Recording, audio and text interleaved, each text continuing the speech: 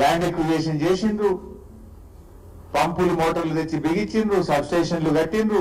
8 నెలలు మొత్తం మీరు తయారు చేసి ఇనాగ్రేషన్ చేస్తుండ్రా? నవ్వుకుంటున్నారు జనం మీ యొక్క దాన్ని చూసి.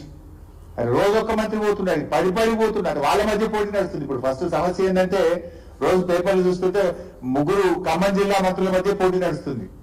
ఒక ఆయన పోగానే తెల్లారి ఇంకో ఆయన పోతాడు, తెల్లారి ఇంకో ఆయన పోతాడు.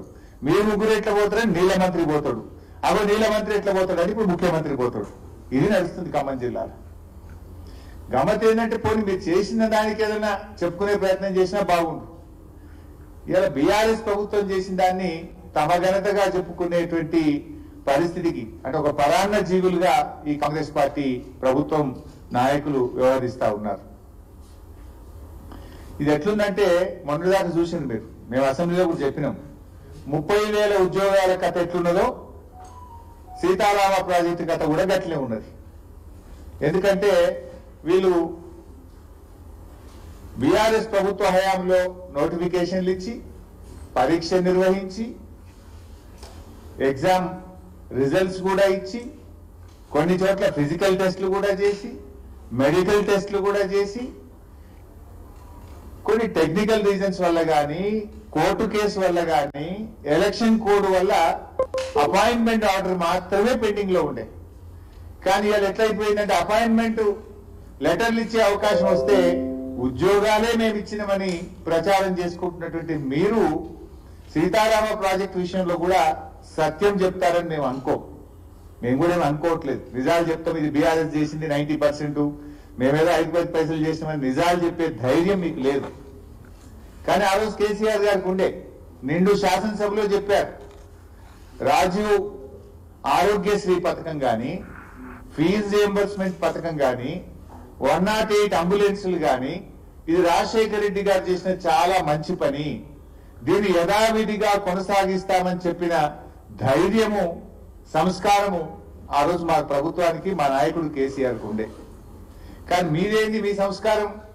టెక్స్ట్ బుక్కుల్లో అప్పటికే ప్రింట్ అయినటువంటి పిల్లల పాఠ్య పుస్తకాల్లో కేసీఆర్ గారి పేరున్నదనో, కేసీఆర్ గారి ఫోటో ఉన్నదనో పేపర్లు చింపి తమ పేర్లు అతుకు పెట్టుకున్నటువంటి వికారం ఈ ముఖ్యమంత్రి గారిది, రేవంత్ రెడ్డి గారిది.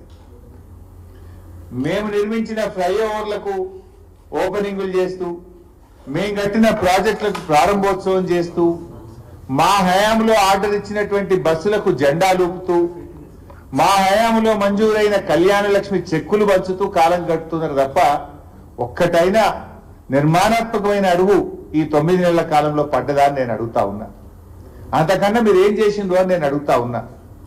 ఇదంతా మీ మజ్బూరి, ఇంతకుమించి మీరు చేసేది కూడా ఏం కనబడతలేదు మాకు. కేసీఆర్ గారి ఆనవాళ్లు చెరిపేస్తాం అని చెప్పి బీరాలు పలికినటువంటి ఈ నాయకులు ఇలా కేసీఆర్ గారు బీఆర్ఎస్ ప్రభుత్వం సాధించినటువంటి విజయాలను మీవిగా చెప్పుకోవడానికి మీరు పడుతున్నటువంటి తాపత్రయమే మీ మీద మా నైతిక విజయానికి ఒక సూచిక. మీ తన్లాట చూస్తుంటే మేము ఆల్రెడీ నైతికంగా మేము గెలిచినట్టే. మేము ఇచ్చిన ఉద్యోగాలు మీ ఉద్యోగాలుగా చెప్పుకుంటారు. మా హయాంలో 90% పూర్తయిన సీతారామ కట్కొత్తి మేమే చేసినామని చెప్పుకునే ప్రయత్నం చేస్తారు. మా ప్రభుత్వంలో నిర్మించిన ఫ్లైఓవర్లకు రిబ్బన్లు కత్తిరించి మేమే కట్టినట్టు ఫోజులు ఇచ్చే ప్రయత్నం చేస్తున్నారు.